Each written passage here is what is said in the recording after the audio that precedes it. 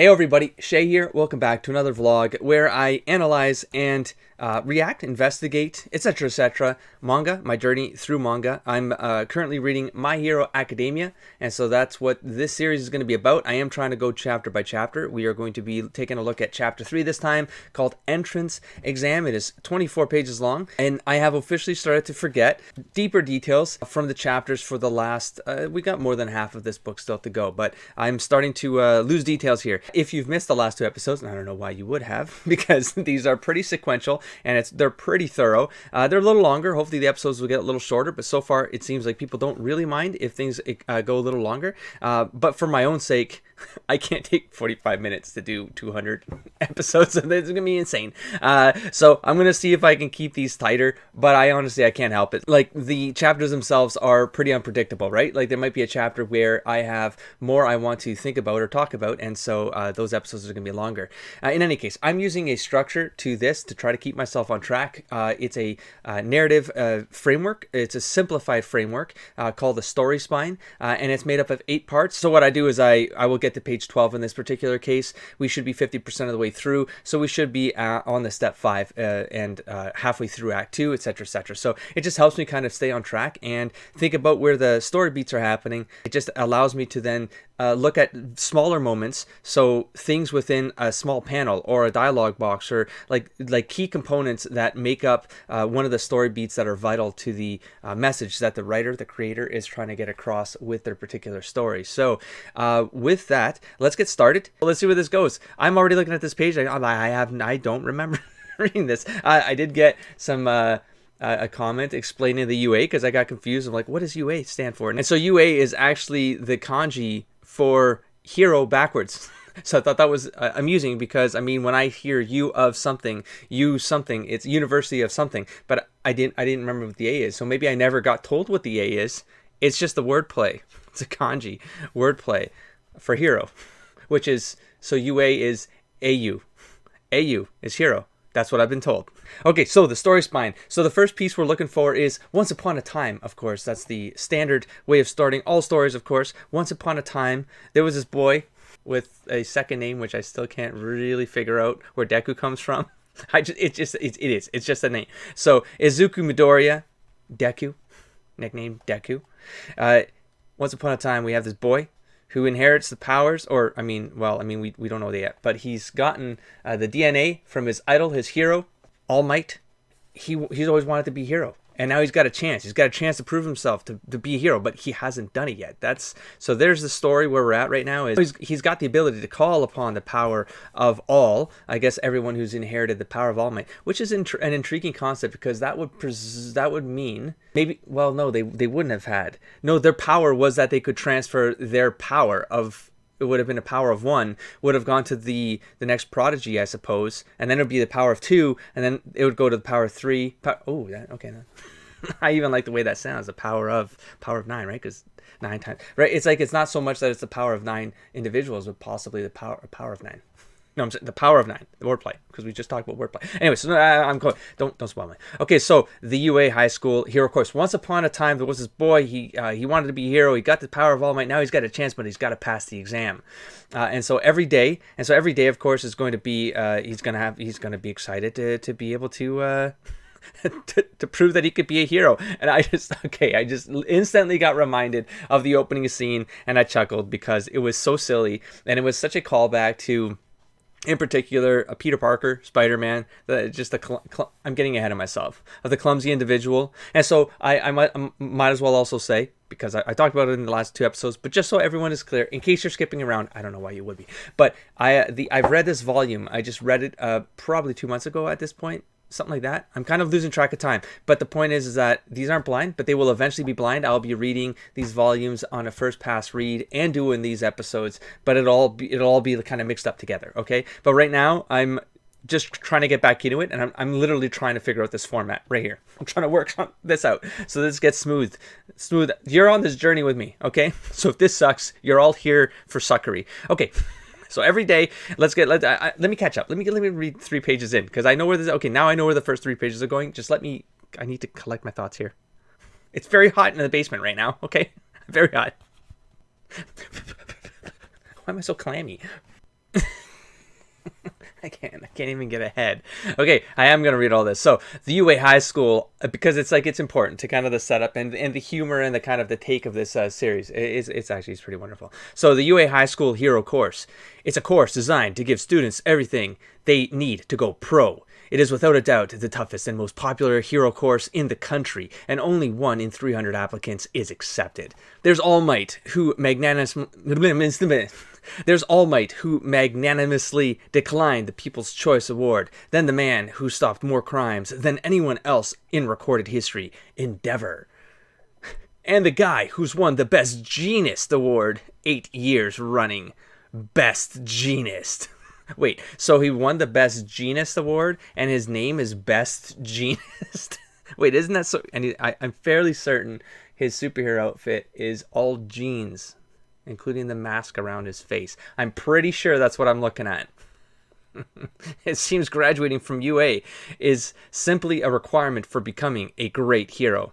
I finished my training with All Might on February 26th. I rushed home, took a quick shower, and packed my bag. 140-minute subway ride later.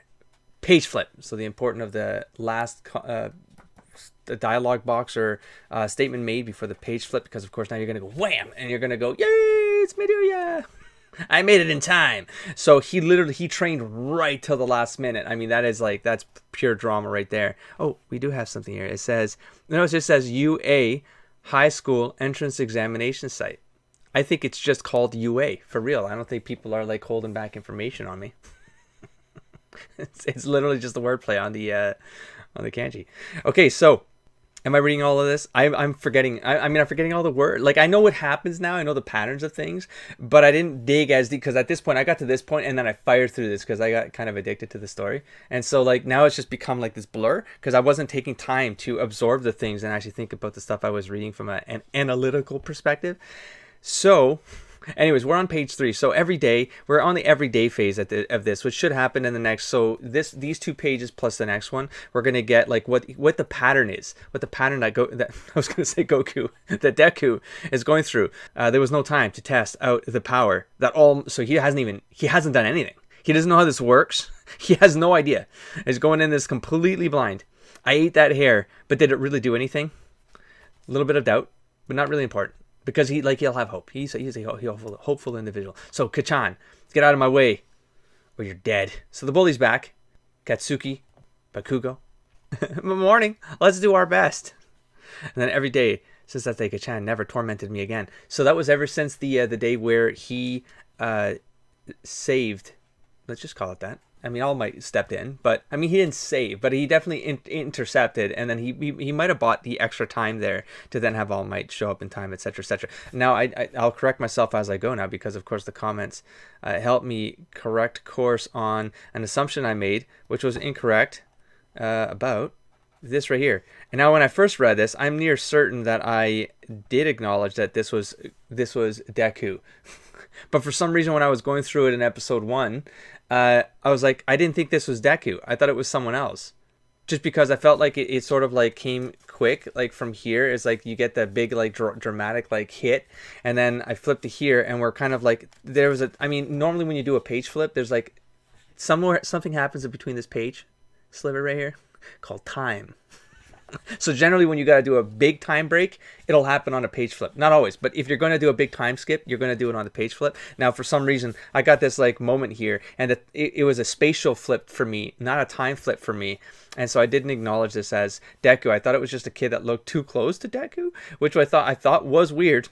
I did pause. Also, I feel like I didn't catch that illustration right there until now, and that's sort of important because it just dawned on me. Correct me if I'm wrong. I don't think it's this guy Endeavor, is it? I don't know. He's got like horn things. Maybe it's someone else. It'll come up. Anyways, wow, I'm going backwards now. Is that what I'm doing? I'm going back. Oh, it's his notebook. Oh, that's cool. Or maybe it's a comic. There's such small details. I wish like there's like something going on here that's likely important. But I mean, I missed it on the first time. I've gone through this 4 times now. Jeez, it was definitely Deku.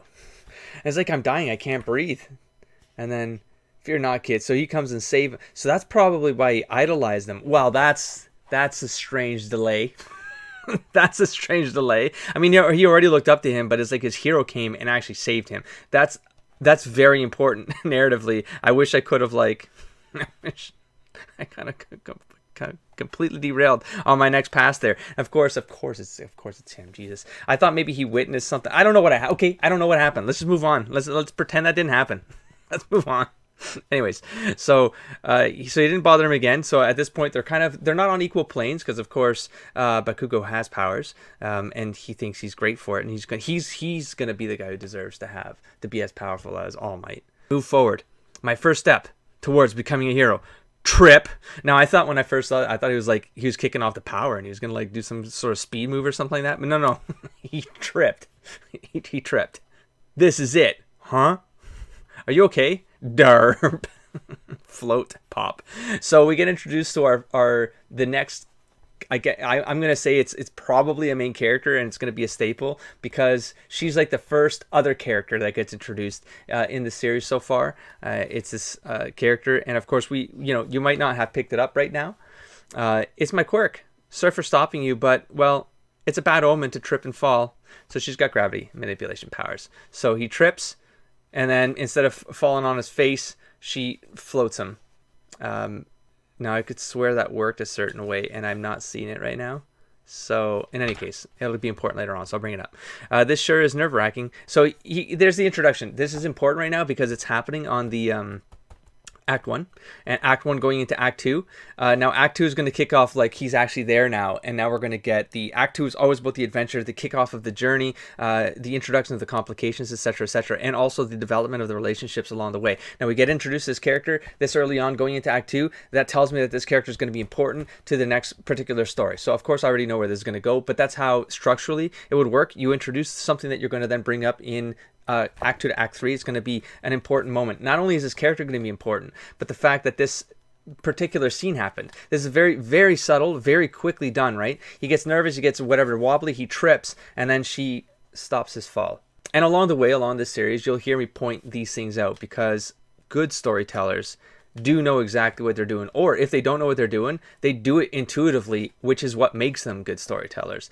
Little moments like this, I keep stored, and then I bring back up when I get to the end of Act 2, Act 3, and I look for repetition, or what I call a mirror pattern. I've got these like pseudo patterns inside my pattern framework where I kind of look for these things. Here we go. So I talked to a girl. So I guess he's never talked to a girl, or he didn't actually talk. Okay, thanks for reminding me, narrator. So, right here. Yeah, okay, so he's happy that he talked to a girl. Welcome to today's live performance. Now, I love this character because he's kind of like, he must have superpowers. Maybe he's got sonic powers. I forget. But I love that he's kind of the MC, but he's actually got kind of like a rigging that looks like a speaker, a boombox, or, So it could be kind of like a, what's it called? Like a booster for his power. Maybe he can really project, That's his power, so he becomes the MC. That's like his career choice is determined for him. Anyway, so welcome. So everybody say hey. Well, and then nothing. There's silence. Are we gonna get another? Everybody say hey. No. Okay. Okay. Even as I said that, I'm remembering all the jokes are so subtle. Okay. So that's cool. My examinee listeners, I'm here to present the guidelines of your practical. Are you ready? Yeah. Silence.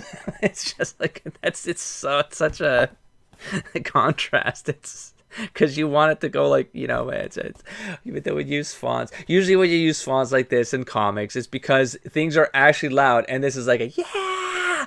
But no, this writer instead goes silence. It's such a visual contrast. It's so disruptive. It's the voice hero, present Mike. Wow, always doing that mutter. I listen to his radio show every week. It's inspiring. Guess all the UA teachers are pro heroes. He's learned it. He's learned it. I said, okay, so here we go. So I'm reading the whole thing. I'm like, I can't be doing this. I'm going to get hit. They're going to come after me. Okay. And then as I proceed to go, this is how the test will go, my listeners. Okay, so I will actually take another break. Because the whole point of the event phase, so going into Act 2, it's but 1 day. So the but 1 day is, of course, he's about to take his examinations, right? And so he's at this event, and because we're in Act 2, because we're in that phase of this is where the rules kind of land on us. We're getting the rules. you're going to be doing the exam. That's a premise. That's a setup. And now the story needs to give us, like, what are the rules for the story? Now, these happen really quick. And so it's crazy how organic this actually flows and still meets all of those guiding principles for storytelling that, I mean, they've done it. Seem to be following this pattern, like, very clearly. And so he's setting up the rules here. You'll be experiencing 10-minute long mock cityscape maneuvers. Bring along whatever you want. After the presentation, you'll each head to your assigned testing locations. Okay, so that threw me off. So sometimes these throw me off because I'm not used to word balloons behaving this way. But you have an inverted tail on this bubble right here, which, I mean, I can't see Deku saying, I'll crush them all. That's likely Bakugo saying it, but Bakugo's in this panel. But that inverted tail is going into this panel here. And that's likely because they ran out of room here. I don't know what's going on. I don't know. That one's throwing me off, but that's likely what's going on here. So I'll crush them all. But you get to live another day. Okay, so each site is filled with 3 kinds of faux villains. Rule of threes. I did remember this. You see the panel right here? So you got like, I love that they use silhouettes for this. Copyright reasons, I'm sure. You got the Goomba, you got the flower plant, and you got the Koopa from Mario. That's funny. Points are awarded for defeating each according to their respective difficulty levels. I mean, even this iconography here, of course, is Mario jumping, Mario throwing the fireball, Raccoon Mario. Mario 3. Oh man, I played the hell out of Mario 3. Oh shit. Okay, so use your quirks to disable these faux villains and earn points. That's your goal, listeners. Of course, playing the anti-hero and attacking other examinees is prohibited. And then, oh, may I ask a question? Flip the page. There appear to be no fewer than 4 varieties of faux villains on this handout.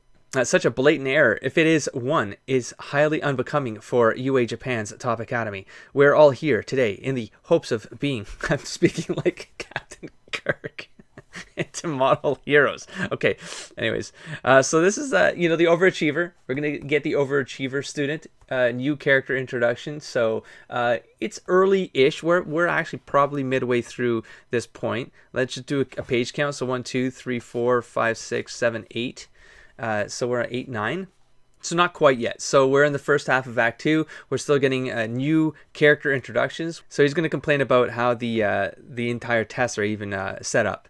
We're all here today in the hopes of being molded into model heroes, and you with the curly hair. But, Jolt, you've been muttering this whole time. It's distracting. Poor Goku. Why do I want to say Goku today? What's my problem? Deku. I haven't even watched Dragon Ball Z, I don't understand. If this is some sort of game to you, then please leave immediately. I mean, this guy's taking it hella serious. Sorry. All right. Examinee 7111. I mean, there's only 1 out of 300 now. If he's 7,111, there's more than a couple getting in. So nice catch, thanks. But the 4th faux villain variety gets you 0 points. He's more of an obstacle. So there's a little bit of a wild card in the city danger room. Have you all played Super Mario Brothers? Oh, they're legit. I forgot they legitimately call it out. How is that legal? I guess parody. I don't know. The old retro game. Psh, retro. It's kind of like a thwomp. I love it. Is those are the brick things from the dungeons? Like, thwomp. That's just kind of obstacles. Only 1 at each site. A gimmick that'll rampage around in close quarters. So he's kind of bringing. It's basically the test is a video game. It's a kind of a real life but faux, but not really, video game. I'm pretty sure people can really get hurt though. But that's part of the exam. Which that page flip right here is okay. Break lag, everyone. And now, boom, you got the cityscape. This is the faux cityscape we just got told about. We're in exam mode. He's got his gym clothing on. It's good to go. Good to go. It's like a whole city, okay? And then it's her. So he's getting, oh God, it's her. Nervousness. I've got to thank her for earlier. That girl seems to be doing some kind of meditation. So again, we got the callback to that character that gets brought up in Act 1 because, of course, she's been seated as a key piece for this particular story. So it's something to keep in mind. I always work with another pseudo pattern I call the rule of threes. So, of course, she gets introduced. The second time is a reminder to the audience that, hey, remember her from whatever? Okay, well, let's create more of a relationship dynamic. Let's explore that a little bit more. Let's get you to wonder about her and just remind you that, hey, she's in the story because she's going to come up a third time. There's always, almost always 3 things that come out of this. That tradition actually goes way back, thousands of years. It's an oral tradition method for being able to tell stories based on how stories were passed along through the ages until the point where there was paper, and they would get recorded down on scrolls or tablets or whatever the case might be. Those stories that got passed on from oral tradition, they generally had that structure. It was three things would happen. Just a way for the oral storyteller to remember that they had to get to those 3 beats, and that's why the rule of 3 is persistent, even if it's as a kind of innate kind of storytelling device that storytellers use. So we got Deku here working his way to thank Gravity Girl. I'm just going to call her that for now until I find out what her name is. That might be what it is. So we got the overachiever acting like an obstacle here. Our Deku wants to go and thank the girl. He never gets a chance to because, of course, this obstacle comes in the way. Storytelling device. It's not like a massive thing, but it's still an obstacle. It becomes a kind of a foil for our protagonist getting to do something that he wants to do. Now, it seems like a small thing, but that's important.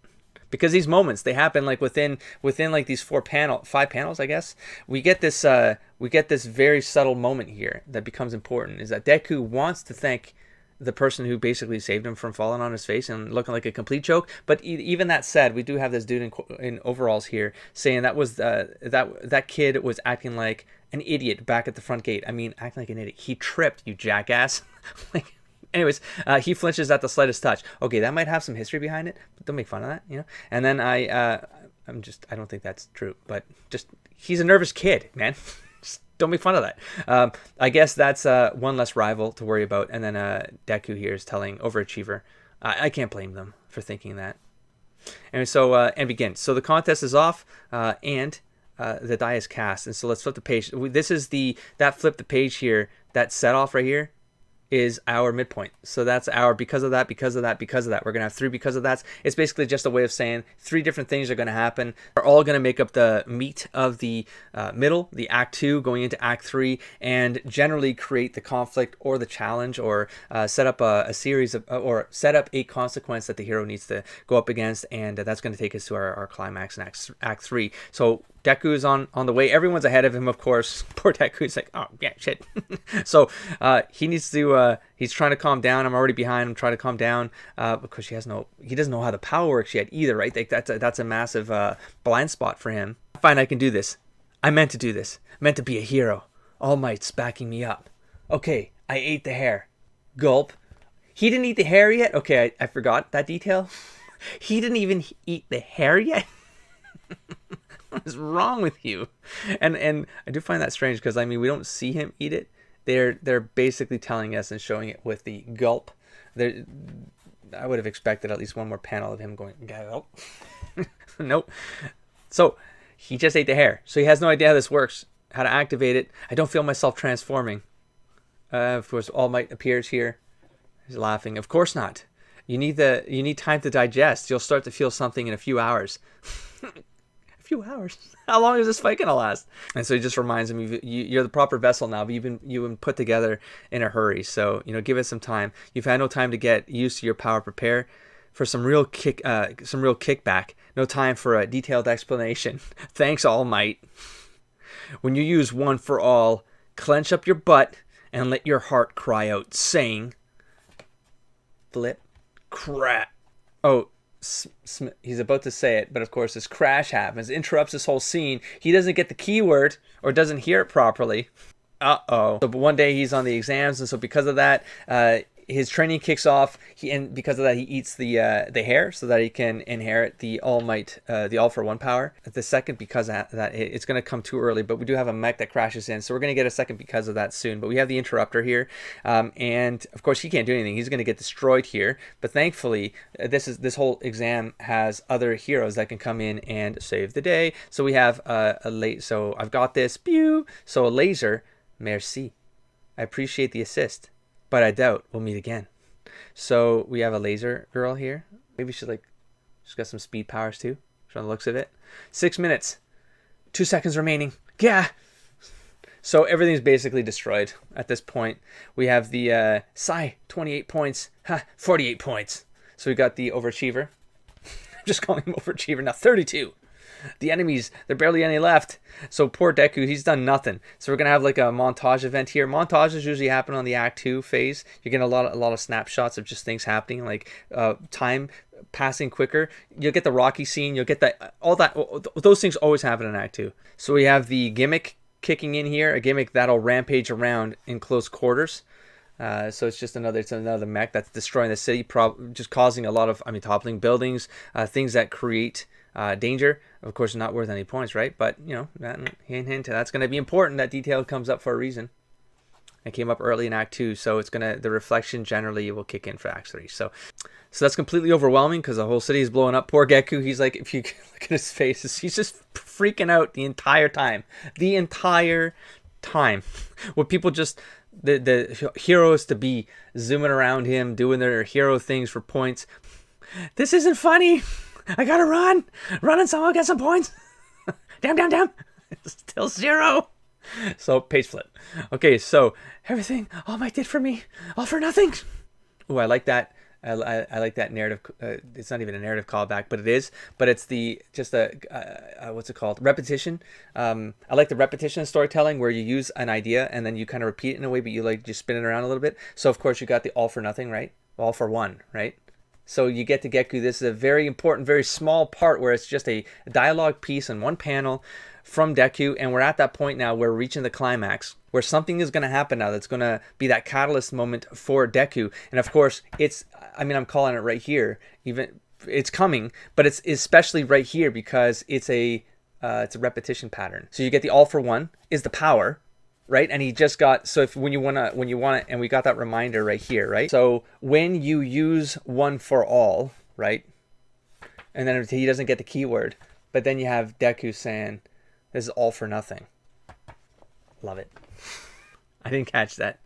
See, when I put myself in the analytical mindset, like I am digging. I'm opening myself up to that. And of course, now we have that girl he never got to say thank you to. So we're getting that callback from Act 1, in the first 3 pages. It's going to be an element that's going to be a part of that catalyst. I have other patterns and schema that I could use. It just gets more complex if I break it down to the minimal parts, but this is 24 pages, so it'll literally be every page would be one of my schema because I have 24 schema in my particular framework. But in this case, we have she's in danger. It's a bad omen to trip and fall. Repetition pattern, pseudo pattern coming in here again, because of course the beginning scene, he trips. She saves him from falling, and now she's tripped and fallen. She's tripped and fallen, and she's in harm's way from this obstacle that's worth no points. So of course now we get the whole, it's Deku. Deku is just going to act, right? We got that in the first chapter. So when there's nothing to be gained, boom. So you got the charge up here, rising to challenge all those times is surely the mark of a true hero. And you got the DNA strand kicking in, his hand winding up right before the page flip. Very strategic placements here, very good. And all again in the spread right here, we get the trigger into Act 3. It's all right here. There's a great summary of the theme of this particular story and all of the pieces being brought together. This is actually, I find this a remarkable spread of writing craft right here. Jesus, all for nothing. Power of the one for all, right? You get the tripping repetition callback, and then you get the callback to chapter 1. That this is going to be, it is all for nothing. It's for 0 points. But a true hero doesn't care about the points. A true hero is going to just act. So wind up, power up, his arm gets all powered up, rips his shirt like the Hulk, clench your butt and let your heart cry out. Smash.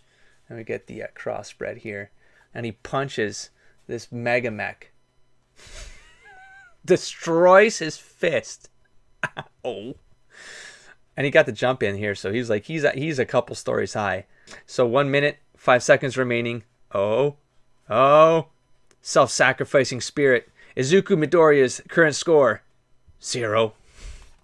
And of course now, what do we got? No, we don't know. Jesus, I thought this was all gonna happen. That was the end. That was the climax. So, because I know where that goes, and it's great. So the until finally is here. So we're gonna get the third act thing until finally. So we're in our act 3 flip right here. He realizes the heart of the hero. You don't do it for anything. You don't do it for the value of any points. And then we get our last story spine pattern here, which is until finally, and ever since then, he was able to trigger the all for one power, and we end. And so we'll find out what happens in the next chapter here. I'll just I'm pretty sure anyone watching this has already read this book. I don't know why I'm covering this, but he mangles his hand. He destroys his hand. And as we have another bonus page here, the street clothes for Ketsuki Bakugo. So we have birthday, January, February, March, April 20th, 172. It's only a little bit. I mean, it was 166, I think, for Deku. So a little taller. Favorite things, all spicy food, mountain climbing. I can be on that. That's pretty good. All right, so and then we have, at first, I made him a natural-born genius who would inadvertently insult people. But, so like, Mr. Fantastic. Reed Richards. From what I know, I'm not a big Fantastic Four reader, but that's how I've always taken that character. But that got pretty boring, so I went the other route and turned him into a nasty guy with an explosive personality. I'm glad that came out so unlikable. His face just screams, "I'm a rotten thief." Why, I dare say anyone could pull it off. He was like this at first. This version just made me angry, though. Actually, this would have been a bad idea. Would have been a bad idea because this actually does feel a little bit like a Deku, just a variation of the Deku design. I mean, not that his hair is still frizzy and stuff, but it's just different. His eyes, just having the flatter line to them, convey a different personality type right away. The corner of the mouth being spun up, and that being more of a direction to take with his design. If he's going to smile, it's going to be more smirky. I'm going to pay attention to see if that's kind of what we get. He does get a bit of he holds his emotions in, right? Because he's got to be the bully, and of course, there's always like there's a trope there of like bully characters that they're always hiding something else. There's another layer to a bully character, an asshole character, that kind of thing. Where I hope we eventually get more about Bakugo, which gets into that. There's always something. So we'll see. But in any case, that's it for another chapter. And of course, that got me recording an even longer episode that I'll cut around. I'll get this down to a reasonable-ish point of anywhere from, I don't know, so far, 30 to 40 minutes is where I'm aiming for. I am trying to streamline this so that I can get through these series faster because, of course, there's not just My Hero Academia to get through. Right? Like I want to get through other series, and but part of me, my obsessive compulsive disorder, way of thinking is that I'm not going to want to move on until I get kind of deep into the series, because I want to really feel like I've invested myself into the characters that are important for this particular series.